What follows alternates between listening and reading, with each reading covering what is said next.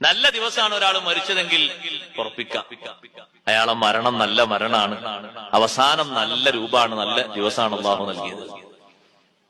മരിക്കാൻ ഏറ്റവും നല്ല ദിവസം ഏതാ? വെള്ളിയാഴ്ച അല്ല, തിങ്കളാഴ്ച.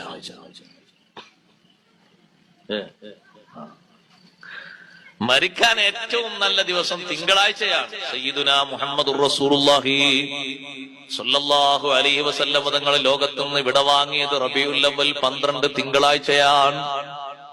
ഇമാം ബുഖാരി റഹ്മത്തുള്ളാഹി അലൈഹി സ്വഹീഹിൽ കൊണ്ടുവരുന്ന അധ്യായം കണ്ടില്ലേ? ബാബു മൗത്തി യൗമിൽ ഇസ്നൈൻ, തിങ്കളാഴ്ച മരിക്കുന്നതിന്റെ മഹത്വത്തെപ്പറ്റി പറയുന്ന അധ്യായം. തിങ്കളാഴ്ചയാണല്ലോ നബി സല്ലല്ലാഹു അലൈഹി വസല്ലം തങ്ങൾ വഫാത്തായത്. തങ്ങൾ പിറന്നതും തിങ്കളാഴ്ച തന്നെയല്ലേ, തങ്ങൾ വഫാത്തായതും തിങ്കളാഴ്ചയാണ്. സുന്നത്ത് നോമ്പുകൾ ഷർഫാക്കപ്പെട്ട നോമ്പുകളിൽ ശ്രേഷ്ഠമായ സുന്നത്ത് നോമ്പുള്ള ദിവസവും തിങ്കളാഴ്ചയാണ്. തിങ്കളാഴ്ച മരിക്കുന്നതിന് വലിയ ശ്രേഷ്ഠതയുണ്ട്. സുബ്ഹാനല്ലാഹ്. അതുപോലെ ഒരു തിങ്കളാഴ്ച മരിക്കണമെന്ന് ആഗ്രഹിച്ച മഹാനാണ്.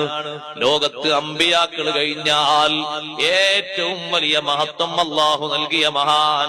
എല്ലാ വെള്ളിയാഴ്ചയും ഖതീബുമാര് ഖുതുബയിലൂടെ ഓർമ്മപ്പെടുത്തുന്നത് കേട്ടിട്ടില്ലേ?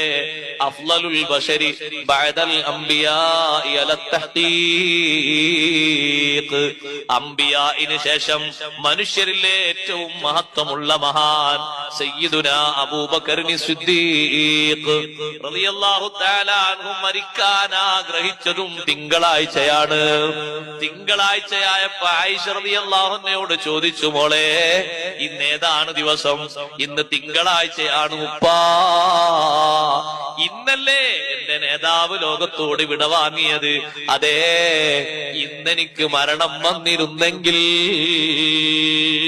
സിദ്ദീഖ് തങ്ങൾ ആഗ്രഹിച്ചത്, കൊതിച്ചത് തിങ്കളാഴ്ച വഫാത്താകാനാണ്. പക്ഷേ സംഗതി നടന്നത് ചൊവ്വാഴ്ചയാണ്. സിദ്ദീഖ് തങ്ങൾ ആഗ്രഹിച്ചല്ലോ എന്നതാണ് ഇമാം ബുഖാരി തങ്ങളെ തെളിവ്.